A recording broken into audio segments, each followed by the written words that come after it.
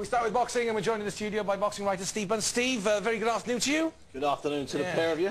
Decent weekend coming up. Right. We've got a Paul Truscott in a Commonwealth title fight tomorrow. We'll hear from Paul later on. We've got Junior Witter in a proper world title fight in Nottingham. And we've got Froch in a meaningful international fight also in Nottingham. Plus, joining us in the studio later on, we should have a couple of quality amateurs. But like all young teenagers, never let them cross London on their own. They need to be chaperoned.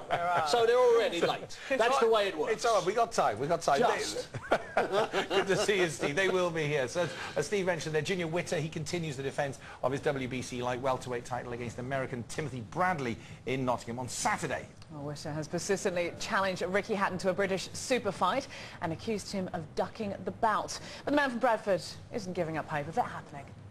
It's definitely one that could definitely happen. I mean, he's getting a lot of pressure from all the TV companies, ITV, Sky, Santana Sports, HBO, Showtime. They're all putting all the pressure straight on Hatton's shoulders. His fans every week are writing into Boxing News. They want to see this fight. A lot of people out there, they haven't seen enough of me, so this fight, I'm going to get a lot of viewers, going to see a lot more of me through this fight, and the pressure's going to dump straight at the back on his shoulders, and he's going to have to step up to the plate. So, the Witter fight. What can we expect here, Steve? Well, fun enough, here's Junior Witter. He's a guy who's been chasing Ricky Hatton for about 7 years, since about 2000. And Ricky has rejected him, basically. And it started off with mild rejection, and it's turned rather nasty. Basically, Ricky considers him to be a boil on his backside and other versions of an irritant. And I can see Ricky's point, because Junior showed up at ringside, tried to steal some of Ricky's thunder. But that was a few years ago. Now Junior has won and is about to defend for the third time a proper world title, the WBC. He's having good wins. He's having knockouts. He's beating good men. For instance, Ricky fights on May 24th, 55,000 people inside the City of Manchester Stadium in Eastlands, up in Manchester. Fantastic place. Lovely walk back into the centre of town. 55,000 men in no shirts. Look like a group of opal fruits walking back, won't they? If the sun's out at 10 at night, which it often is in Manchester. So Ricky's fighting a guy called Juan Lezcano. In Lezcano's, piece of Ricky there working out with Billy Graham, Lezcano's last fight, he gets beaten by a guy called Vivian Harris, who 9 months later, Junior Witter knocks out. And yet Ricky's fighting a guy who was knocked out by a guy that Junior knocked out. And Junior still can't get close to having a fight with Ricky. Is he dodgy? I mean, we ran a piece on Santana Sports News not so long ago. I'm sure you saw it when Witter was prepared to do it, fight for nothing as long as somebody paid his expenses. I mean, that's how much he wants it. It's not dodging. Boxing is a business. It's a business first and foremost. Junior Witter's fighting in front of 7 or 8,000 people at the Nottingham Arena. Great fight. Timothy Bradley, who's unbeaten. Hard fight. Okay, but you have to be honest, Junior hasn't really captured the public's imagination during the last 5 or 6 years. Now, Ricky Hatton has captured the public's imagination. Whose fault is that? Whose fault is it? It's not just, you say it's business. There's a lot of baggage that goes with the promotion. It's all about promoting fighting, isn't it? It is, and here's the thing. If Ricky Hatton can sell 55,000 tickets against a guy called Juan Lezcano, who's 33 years of age, who hasn't fought for 18 months, what would he sell against a guy who's known as his nemesis, who's known as his greatest rival in this country? I think they would have done Wembley. But here's the thing. Ricky and his people, who hold the power, that's the bottom line. They've got the big backers. They, at the moment, can't seem to get their heads around fighting Junior Witter. And I think it's quite simple, and this is the reason, and it hurts me to say it. If Ricky Hatton were to lose to Junior Witter in a fight that's quite close, I don't think Ricky Hatton would have the 3 or 4 enormous multi-million-pound fights in America. You understand?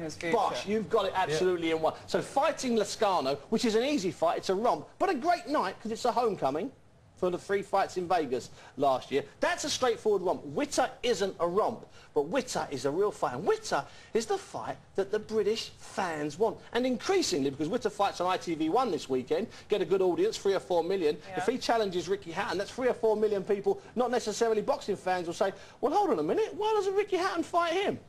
Yeah. It's a strange old situation. It's tough. It's boxing. You've got to earn the right, haven't you? I mean, not to just pick up on Calzaghe as a fellow countryman, but look how long it's taken him to get that fight in Vegas, and he's unbeaten in 15 years. Well, the thing is, you know, Joe, as I'm sure you know, Rodri, being as the pair of you are Welsh, and you sure love this. You speak Welsh, though, don't you? I do. Yes. Joe doesn't, as you know, so you can speak behind his back. But no, Still wouldn't. I did meet up with him at Vegas. I'm sure he's great. Stop name dropping Vegas, Rodri. That's the second time. Don't worry, Stop it. Well, the viewers didn't hear that one. Does he do this all the time?